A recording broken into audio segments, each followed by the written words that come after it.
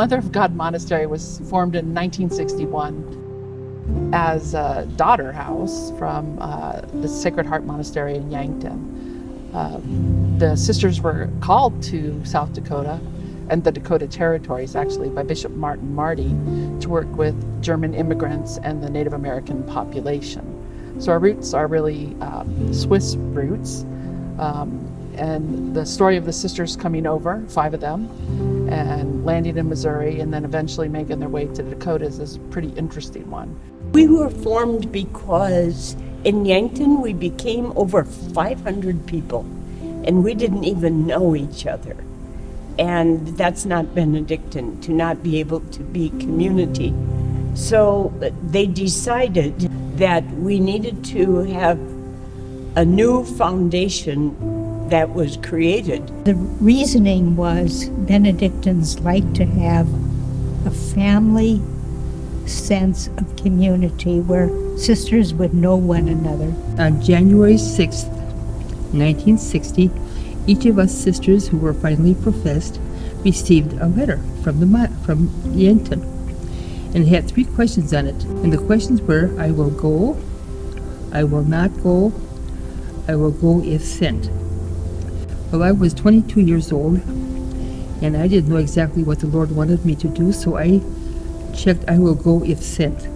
We were asked whether we wanted to become part of the new community or whether we'd really rather not. And I was one of the group who immediately volunteered. There were about 40 of us between the ages of 25 and 40. That's the best thing that ever happened to me. I was excited because the word pioneers really struck me. We're pioneering a new community. And I was young and dumb and really excited about the fact that we could start something new. And that's a piece of me. Starting something new matters. As the years went by and we took on different projects, well, the first project we probably took on was moving to Watertown, moving the whole community to Watertown. The building that we put out here on this hill, first of all, had a high school, and then an education center, a spirituality center, and hospitality center, and ongoing education. In 1997, this monastery was built, which gave us a sense of really having a place that we could call our home. Quite a number of us, most of us were in elementary education or education of some form. And quite a number of us were taken out of education and put into one in pharmacy, one in laboratory, dietetics, different to help with the hospitals. And so there was the change in profession too, and the extra training that was involved. So it wasn't just the departure from Yankton, but leaving what we were doing before. When we were first branched off of Yankton, we were teachers and nurses. The nurses we had one hospital at that time. The nurses were in Pierre, South Dakota. The teachers were around North and South Dakota. And as we grew in the new community, we found out that we had to earn a living. And so we went out on the missions. We were sent out on missions. The mission means work away from the monastery in some form, whether it's a parish, a hospital, a school. I was sent to Chicago to finish a degree in chemistry to become a high school chemistry teacher. And other people were scattered in different schools around the country. And that was just amazing because from the beginning, we've had a bigger vision than just us. By the early 1990s, we found ourselves in a position that we were not going to be able to sustain ourselves for more than the next 10 years. And that was a time when we had to begin to make some really hard choices. We had a lot of energy and strength to welcome new members, etc. However, that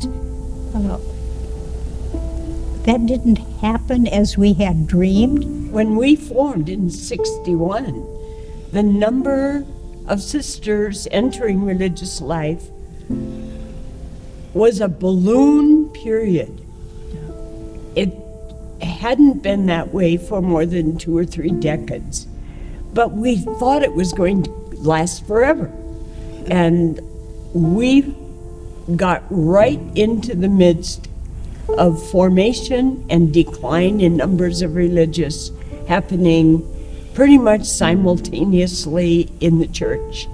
When we always thought, oh, there'll be young sisters coming after us who will help support us, over the years, that became pretty clear as a wrong assessment of the future. And I think it's a big cultural change in our world, in our country, in our church. And we began to see that we had to take another look at our future. We had started getting some members again who were older women, some women, who had been married and had kids and things like that. And that was real challenging for the community to experience that.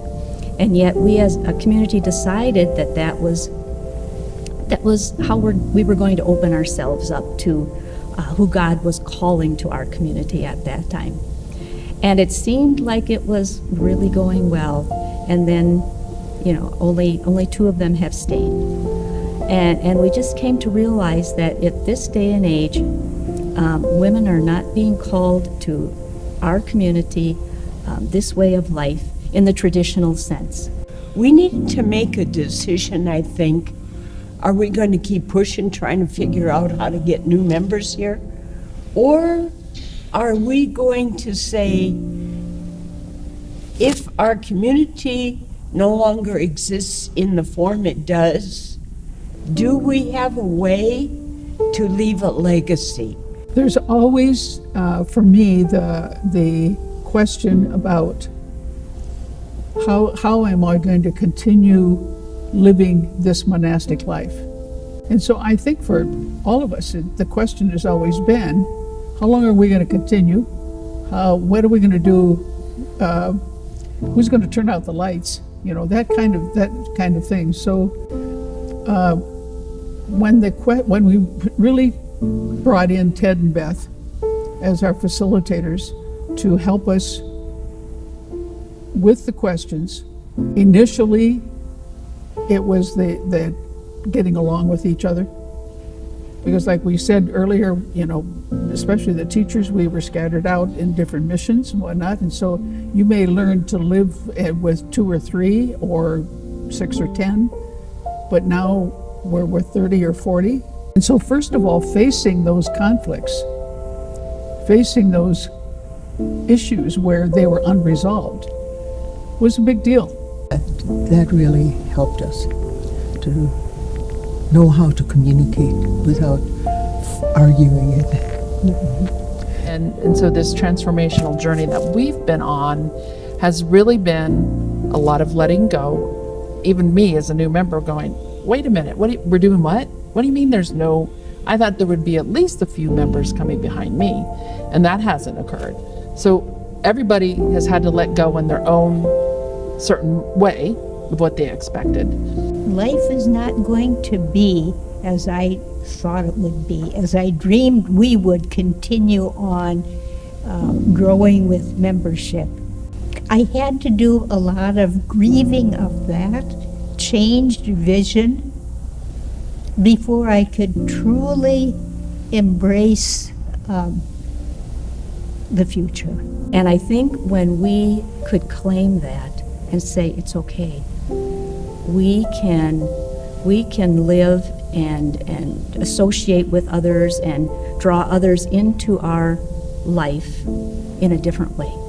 And I think when we could say that and claim that, that's, I think, when we really opened up to all these other opportunities of cooperation with other people. And I really believe that that was God at work in me personally and in our community to help us do that grieving and letting go. Without the grieving and letting go, we cannot work together toward the future. And I really believe we worked hard at doing that, as personally and as community. You know, in our vision and mission statement for the community, we talk about being pioneering women, having a pioneering spirit, opening ourselves up to new forms of Benedictine life. And so, as we started planning for the future, it just fell into place that, yes, this is what we are being directed to do. Sharing our values of community and hospitality, that's what excites us. It gives us, at this age in our lives, a new ministry. It's not that we're closing down and shutting ourselves off from the world as we age, but more opening ourselves up to it. This cooperation with this project and this legacy that we're doing is a different thing. And it's just, like we said, we let go of one and opened ourselves, and God blessed us with another. And so the idea, too, of it being intergenerational with student housing and veterans housing, affordable housing, single-family residence, daycare center, you know, having all that life around us is exciting to us and gives us new purpose. To be able to share that with others who, you know, come and be part of us, are part of what we're building here, part of what we're living here, and for them to experience that with us and then to carry that forward in their own lives and in their own interactions with people. The gifts that we have been given are to be shared, and that to me is exciting. The good that we start here will continue because we will find good partners that know our values, know what we stand for, and we will have a way of safeguarding those values so that they will go into the future. And that to me is exciting. And I think what's amazing is that we talk about legacy, and we're going to leave a legacy of buildings and whatever. That doesn't really matter, not the buildings. It's the people that matters. Exactly. And if people don't walk with you in your legacy and pick up the torch with you with the values of that legacy, is it really then it's just the building. We know it's much more than that. We know it's so much more than that. And that's the transformational aspect of a different kind of vocational call. Not a professed member, but someone who wants to work in an assisted living that's different. Someone who wants to live in community where there's elders and young families. If that's the way religious life transforms for Watertown and South Dakota, that would be amazing. Yeah. That would be totally amazing.